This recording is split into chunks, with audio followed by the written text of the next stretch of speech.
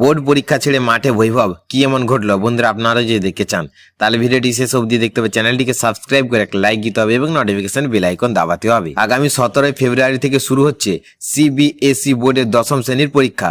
গতকাল পর্যন্ত সেই পরীক্ষায় বসার কথা ছিল 14 বছরের কিশোর প্রতিভা বৈভব সূর্যবংশীর। তার পরীক্ষা কেন্দ্র নির্ধারিত হয়েছিল পোদ্দার ইন্টারন্যাশনাল স্কুলে। ফর্ম জমা পড়েছিল, অ্যাডমিট কার্ডও ইস্যু হয়েছিল, কিন্তু শেষ পর্যন্ত বড় সিদ্ধান্ত নিলেন ভারতের এই বিস্ময় বালক। এবার আর বোর্ড পরীক্ষায় বসছেন না তিনি। বিহারের তাজপুরের বাসিন্দা বৈভব মডেস্টি স্কুলের ছাত্র। 17 ফেব্রুয়ারি থেকে 11 মার্চ পর্যন্ত পরীক্ষায় অংশ নেওয়ার কথা ছিল তার। তবে পরিবার ও স্কুল কর্তৃপক্ষের সঙ্গে আলোচনা করে পরীক্ষায় না বসার সিদ্ধান্ত নেওয়া হয়েছে। স্কুলের ডিরেক্টর আদর্শ কুমার পিন্টু জানিয়েছেন, ক্রিকেটের ব্যস্ত সূচির কারণে দীর্ঘ সময় পড়াশোনা থেকে দূরে থাকতে হয়েছে বৈভবকে।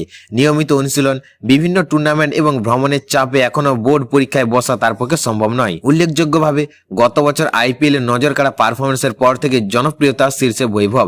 অনূর্ধ্ব 19 বিশ্বকাপ ফাইনালে ইংল্যান্ডের বিরুদ্ধে তার 175 রানের দুর্দান্ত ইনিংস ভারতকে শিরোপা জিততে বড় ভূমিকা নেয়। আগামী মার্চে আবারও আইপিএলে রাজস্থান রয়্যালসের হয়ে মাঠে নামতে দেখা যাবে এই তরুণ তারকাকে। ক্রিকেটে আপাতত প্রাধান্য দিচ্ছেন বৈভব সূর্যবংশী।